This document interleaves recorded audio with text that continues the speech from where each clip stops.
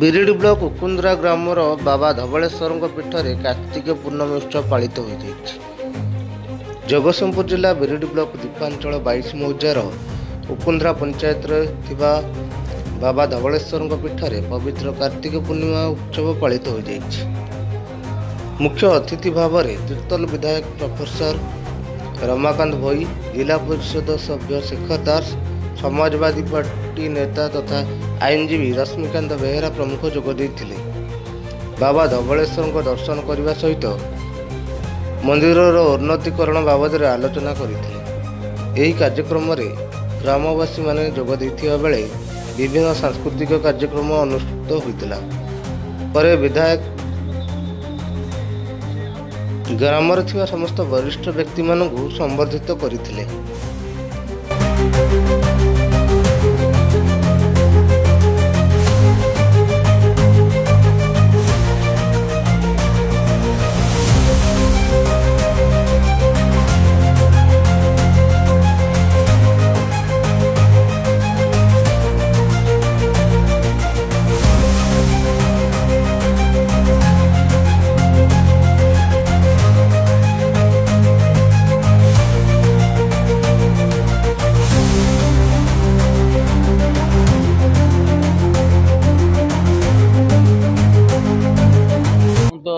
निजक धन्य मन करुच्ची आज कार्तिक पूर्णिमा आपण मैंने देखिले जो भाई भाव में जड़े कामदेव बेहरा जो आशीर्वाद से मत देले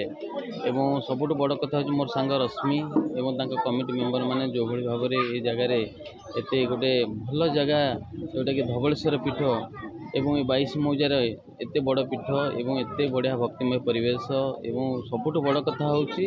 जो मैंने मंदिर स्टार्ट करते से संबर्धित करवा एवं आज भली दिन में तेणु यह गोटे हूँ आम सौभाग्यर दिन